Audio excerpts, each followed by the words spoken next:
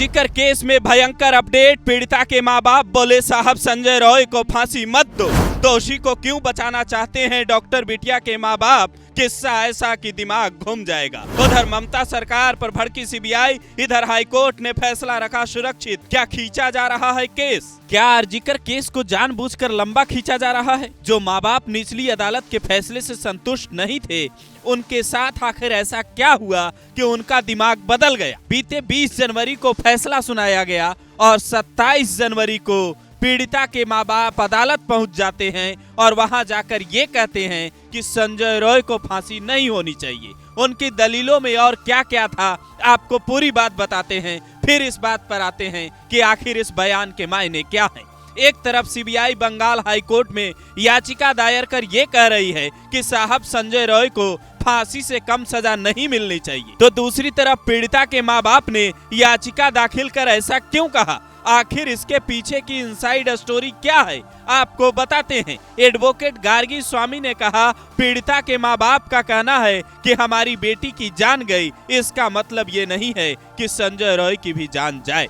अब सवाल ये है कि माँ बाप ने ऐसा कहा क्यों? कोई भी माँ बाप ये बिल्कुल नहीं चाहेंगे कि उसकी बेटी के साथ गलत हरकत करने वाला छूट जाए। तो क्या संजय रॉय का सपोर्ट करने वाले जो अंदर खाने लोग हैं, जिस नेक्सस की बात पहले दिन से हो रही है, उन लोगों ने माँ बाप को कोई धमकी दी है? या फिर ममता सरकार ये चाहती है कि संजय रॉय को फांसी हो, इसलिए माँ बाप ने अपना इरादा बदल दिया? आखिर इस मांग के पीछे वजह क्या हो सकती है? 3 संभावित कारण आपको बताते हैं। वजह नंबर 1, संजय रॉय को अगर सख्त सजा हुई तो वो इस दुनिया में नहीं रहेगा, केस क्लोज हो जाएगा और बाकी लोगों तक पहुंचना मुश्किल ही नहीं बल्कि नामुमकिन हो जाएगा। हो सकता है इस वजह से किसी ने पीड़िता के माँ बाप को ऐसी सलाह दी। वजह नंबर 2, कोई भी सरकार परमानेंट नहीं होती। शुरुआत से ही ममता सरकार और बंगाल पुलिस की भूमिका को लेकर इस केस में सवाल उठ रहे हैं। ऐसे में संजय रॉय अगर जेल में रहेगा तो सरकार बदलने पर पूरा नेक्सस खोलने का आश्वासन मिला।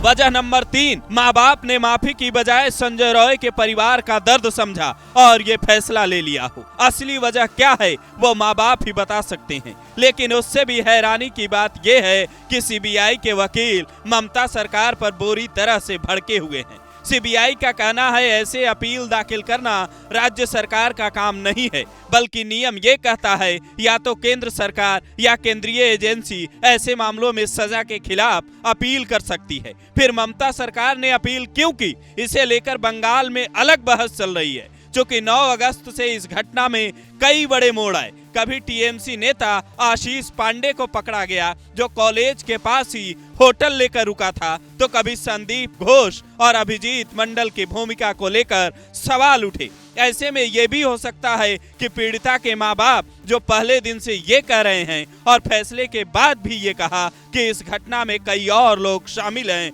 रिपोर्ट में इस बात का जिक्र है, कुछ और लोग हो सकते हैं, तो उन्हें इस बात की उम्मीद हो कि एक दिन वक्त बदले और इंसाफ अधूरा नहीं बल्कि पूरा मिले। ये तो कोई ना कोई तो है ही, नहीं तो ऐसा क्या ऐसे हो रहा है? मेरा लड़की को मार दिया गया, कोई ना कोई तो बात है इसका पीछे। तो संजय राय अकेला नहीं, और भी डीएनए रिपोर्ट जो है उसमें तो चार लड़का और एक लड़की का उपस्थिति उसमें दिखाई दे रहा है।